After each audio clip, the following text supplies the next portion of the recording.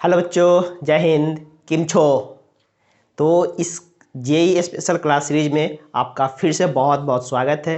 आज हम लोग जेई स्पेशल सीरीज क्लास में पढ़ने वाले हैं एरर इन मेजरमेंट। और यह एक ऐसा जगह है जहां से जेई हो या नीट हो, हर साल एक क्वेश्चन पूछ रहा, हर साल के हर शिफ्ट में। बहुत ही आसानी से समझे जाने वाला टॉपिक है और इससे एक न्यूमेरिकल फिक्स रह रहा है। न्यूमेरिकल जानने से पहले थोड़ा सा इसका ब्रीफ डिस्कशन कर लिया जाए कि क्या है एरर इन मेजरमेंट। सबको पता है कि एरर होता है क्या है। एरर मीन्स गलती। किसी भी मेजरमेंट में एक्चुअल वैल्यू से अपने मेजर्ड वैल्यू का जो डेविएशन हो रहा है उसको हम लोग क्या बोल रहे हैं, एरर। तो ओरिजिनल वैल्यू और मेजर्ड वैल्यू के बीच का जो डिफरेंस है वो क्या कहलाता है, एब्सोल्यूट एरर। और absolute error bye original value क्या कहलाता है, रिलेटिव एरर। और परसेंटेज में दिया हुआ हर एक एरर हमेशा होता है रिलेटिव एरर। ध्यान देंगे। मेरे पास एरर दो टाइप होता है, एब्सोल्यूट एरर। एब्सोल्यूट एरर का मतलब होता है कि एक्चुअल वैल्यू से मेरा मेजर्ड वैल्यू कितना डिफर कर रहा है, मतलब actual value minus measured value या फिर measured value minus actual value. Depend करता है कि कौन वैल्यू ज़्यादा है, क्योंकि एरर कभी नेगेटिव नहीं होता है। दो बात गांठ बांध कर याद रखेंगे, एरर नेवर बी नेगेटिव और एरर नेवर बी सब्सट्रैक्टेड। न तो एरर कभी घटता है, नहीं कभी एरर नेगेटिव आते हैं। इसका मतलब अगर हम निकालते हैं एब्सोल्यूट एरर, एब्सोल्यूट एरर का वैल्यू होगा actual value minus measured value. मतलब actual value minus measured value या measured value minus actual value. A bar से फिलहाल हम दिखा रहे हैं एक्चुअल वैल्यू और ए से दिखा रहे हैं मेजर्ड वैल्यू। मॉडुलस इसलिए डाले हैं कि फिलहाल मुझे पता नहीं कि कौन वैल्यू बड़ा है कौन वैल्यू छोटा है। और इसको अगर सेंटेंस के फॉर्म में लिखना है तो modulus of actual value minus measured value. ठीक है। इसके बाद आता है relative error. Relative error, relative error का मतलब ये नहीं होता है कि अपने रिलेटिव में आने वाला एरर होता है, सबके रिलेटिव में होता है। रिलेटिव एरर का मतलब होता है absolute error, absolute error bye original value, absolute error by actual value, absolute error by actual value. यहाँ एक्चुअल वैल्यू को ए से दिखा है तो यहाँ पर थोड़ा सा बार चेंज कर दो ताकि कंफ्यूजन दूर हो जाए। एक्चुअल वैल्यू नीचे में और एब्सोल्यूट एरर मतलब पर यूनिट एक्चुअल वैल्यू पर कितना का एब्सोल्यूट एरर कर रहे हो वही क्या कहला रहा है, रिलेटिव एरर। और अगर इसका निकालना है परसेंटेज रिलेटिव एरर तो मल्टीप्लाइड बाय कर लो 100। और एक चीज़ याद रखेंगे, परसेंटेज में दिया हुआ एरर हमेशा रिलेटिव एरर होता है।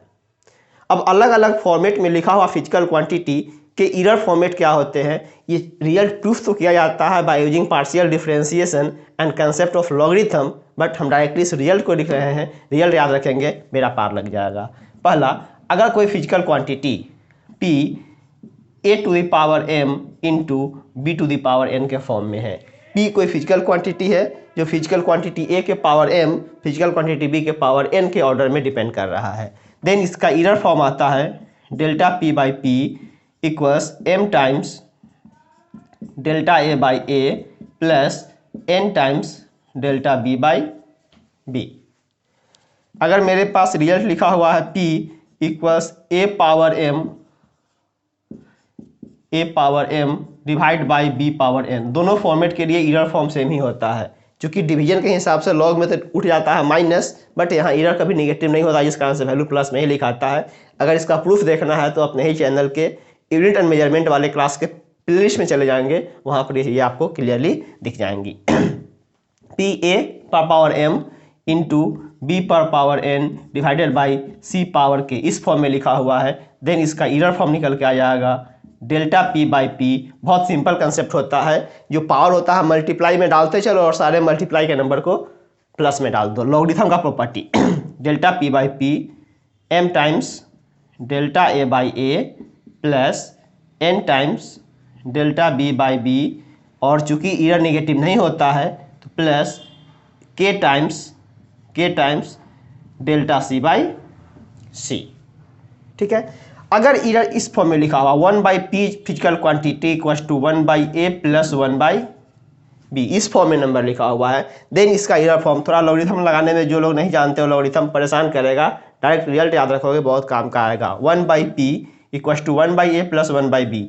और इस फॉर्म का क्वेश्चन बस एक ही जगह बनता है जब पैरेलल कम्बिनेशन में रजिस्टर जोड़ते हो, सीरीज कम्बिनेशन में कैपेसिटर जोड़ते हो या सीरीज कम्बिनेशन में स्प्रिंग जोड़ते हो, तीनों का रिजल्ट 1/, करके जुड़ता है। या 12th फिजिक्स में चले जाओ तो कम्बिनेशन ऑफ लेंस में भी इक्विवेलेंट फोकल लेंथ निकालने का यही फॉर्मेट आता है। तो इस फॉर्मेट में जब क्वेश्चन दे देन इसका इनर फॉर्म लिखा आता है delta P by p square equals delta A by a square less delta B by b square. ये 3-4 फॉर्मेट आप याद रखेंगे, ईयर के सारे क्वेश्चन बनेंगे। हम JEE-PYQ 2023-22 के जो भी क्वेश्चंस होते हैं 3-4 क्वेश्चन दिखा देते हैं, बाद बाकी क्वेश्चन आप खुद से डील करोगे, ठीक है। और बहुत ही इजी क्वेश्चन बनते हैं, विद इन अ मिनट बनने वाले क्वेश्चन होता है, आप देखते चलोगे। कह रहा है a physical quantity P is given by P equals to a square. मेरे पास फिजिकल क्वांटिटी दिया हुआ है इस फॉर्म में, P इक्वल्स टू, पहले फिजिकल क्वांटिटी देख लेंगे, P equals a square B Q divided by C√D। इस फॉर्म में फिजिकल क्वांटिटी दिखा रखा है। ये क्वेश्चन है 2023 10 अप्रैल second shift. A b c और डी का परसेंटेज एरर है, ए बी सी और डी का परसेंटेज एरर है 1%, 2%, 3%, 4%, 1%, 2%, 3% एंड 4%। तो पी में कितने परसेंट का एरर आएगा? फिर से हम बोल रहे हैं परसेंटेज में लिखा हुआ एरर हमेशा एक रिलेटिव एरर होता है। अब इसका अगर हम एरर फॉर्म लेंगे डेल्टा पी बाई पी, क्या लिखा जाएगा? 2 times of delta A by A plus 3 times delta B by B plus C का पावर 1 है, delta C by C, root का मतलब पावर हाफ होता है, half times delta D by D. खत्म। परसेंटेज में डाला हुआ एरर है, परसेंटेज निकाल दो। 2 times of delta A by A कितना परसेंट है?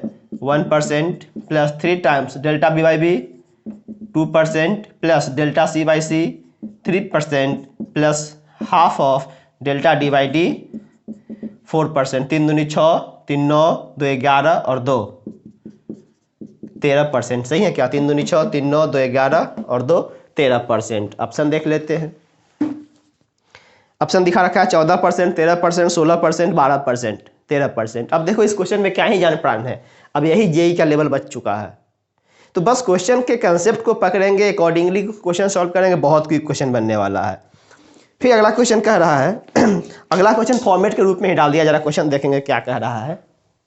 क्वेश्चन कह रहा है इफ जेड बराबर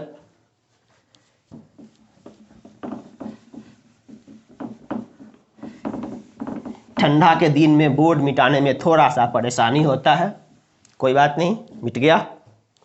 अगला क्वेश्चन कह रहा है जेड इक्वल्स, फॉर्मेट दिखा रहा है, देखो क्या ही क्वेश्चन है, A square B Q divided by C power 4। Then इसका एरर फॉर्म लिखिए, जेड का रिलेटिव एरर बता रहा है कि लिखिए, मतलब डेल्टा जेड बाई जेड का रिलेटिव एरर कितना हो जाएगा? 2 times of delta A by A plus 3 times delta B by B plus 4 times delta C by C. यही कोई ऑप्शन ही दिया हुआ होगा, ऑप्शन नंबर सी, यही डायरेक्टली ऑप्शन ही दिया हुआ है।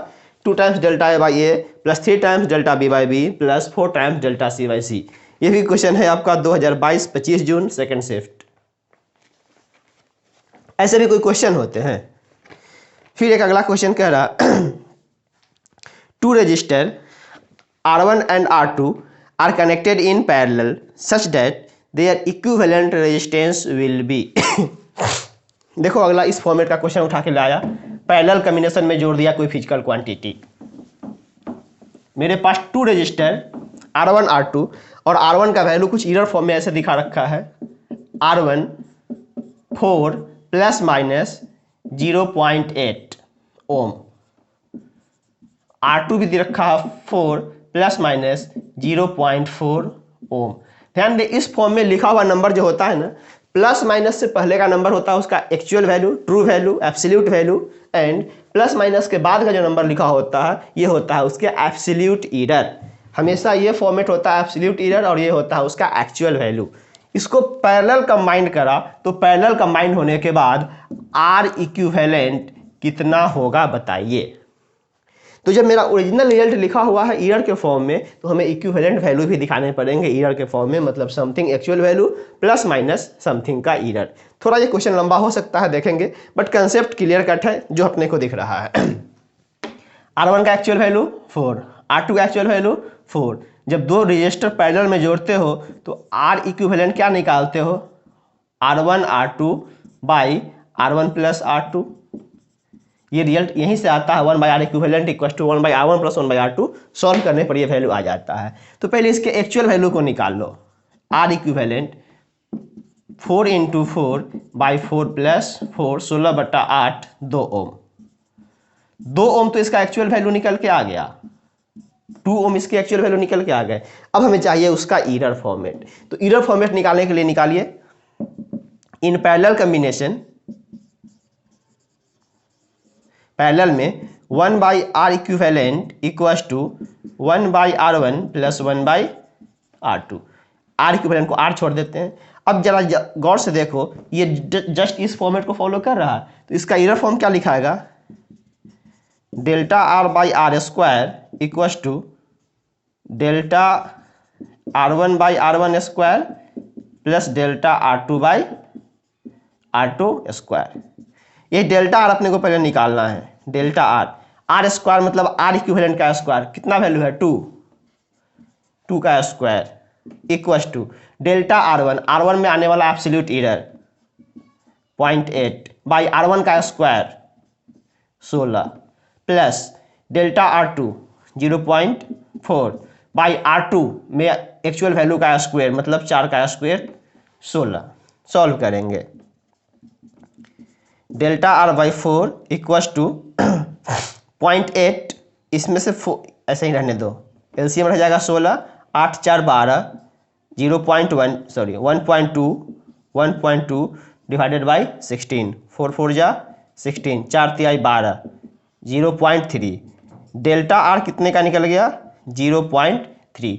इसलिए हम R इक्विवेलेंट अब कितना लिखेंगे, जो R इक्विवेलेंट होगा वो R का एक्चुअल वैल्यू जो कि हम लोग कितना निकाले थे 2 ओम, और प्लस माइनस के साथ उसका ईरर कितने का है मतलब 2 प्लस माइनस 0.3 ओम।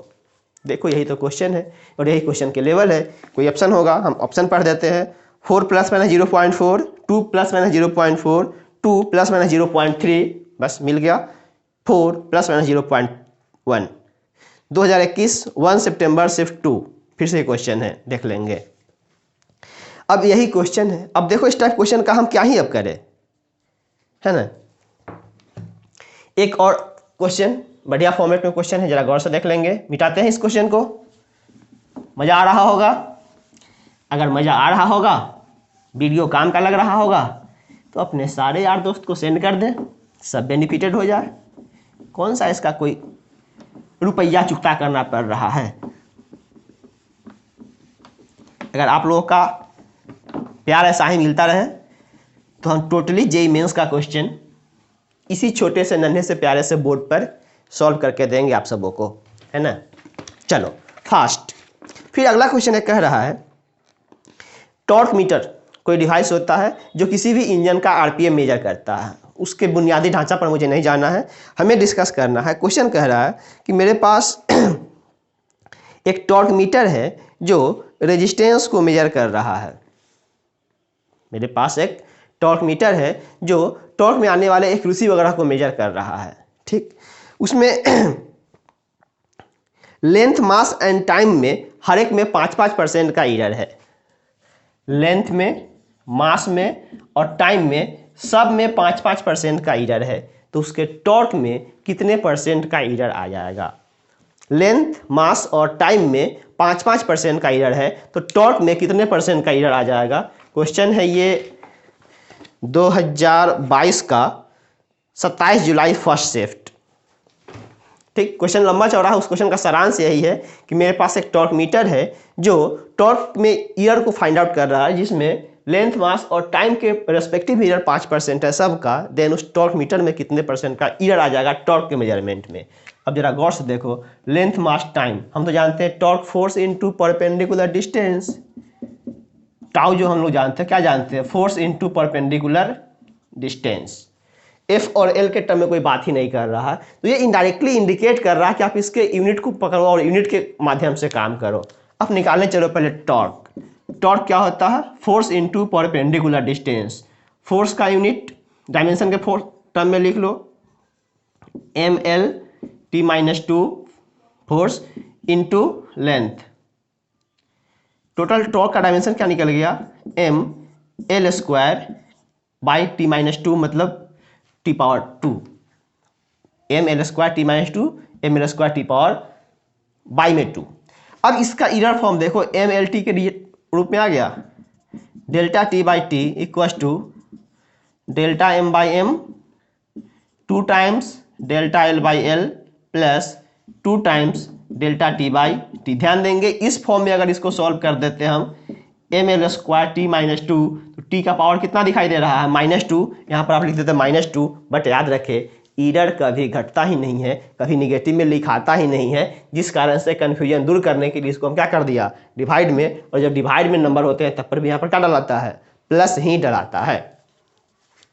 बस हो गया खत्म कहानी। Delta m by m 5%, 2 times of delta l by l ये भी 5%, plus 2 times of delta t by t ये भी 5%। 10, 10, 20, 5, 25, 25% का इरर जाएगा उसके टॉर्क के मेजरमेंट में।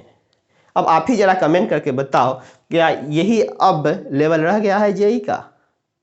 यूनिट एंड मेजरमेंट से क्वेश्चन जो लेकर के आता है हर जगह यही टाइप क्वेश्चन पूछा हुआ है। हमने 4-5 क्वेश्चन सॉल्व करा, आप चाहो तो एक क्वेश्चन और कर सकते हो। The maximum error in the measurement of resistance, current and time for which current flow in electric circuit are 1%, 2%, 3%, then calculate the percentage error in heat dissipated। अब बताओ हीट निकालने का, heating effect of current, heat निकालने के लिए आपके पास एक mathematical formula होता है। वो मैथमेटिकल फार्मूला क्या है? H equals to i square r t. सबको पता होगा, अगर जेई का प्रिपरेशन कर रहे हो और H equals to i square r t का फॉर्मूला पता नहीं है, मतलब बेमतलब प्रिपरेशन कर रहे हो, छोड़ दो, फिर पानी पूरी का ठेला लगा लो। मेरे पास क्या है? Heating effect of current H equals to हम क्या जानते हैं? I square r t. इसका इरर फॉर्म लिखो, डेल एच बाई एच क्या हो जाएगा? 2 times of delta i by i plus delta r by r plus delta t by t. Current में, रेजिस्टेंस में और टाइम में इरर दिया हुआ है, तीनों इरर को सब्स्टिट्यूट कर दो। कह रहा है the maximum error in measurement of resistance, current और टाइम। रेजिस्टेंस, करंट और टाइम। रेजिस्टेंस में इरर दिखा रखा है 1%, 1%, करंट में 2% और टाइम में 3%। लेके वैल्यू रिप्लेस कर दो यहाँ पर। 2 times of delta i by i 2% plus delta r by r 1% और डेल्टा टी बाई टी 3%। 4, 3, 7 और 1 8% का error heating effect of current, मतलब हीट डिसिपेटेड में हो जाएगा। दे रखा है ऑप्शन 2%, 4%, 6%, 8%। अब जरा आप ही बताओ कि इससे आसान क्वेश्चन क्या ही होगा, है ना? तो इरर एंड मेजरमेंट के बेसिक कंसेप्ट और इसके रिगार्डिंग हमने कुछ क्वेश्चंस करा। आई होप क्वेश्चन बहुत ही बेनिफिटेड रहा होगा, कंसेप्ट समझ आया होगा।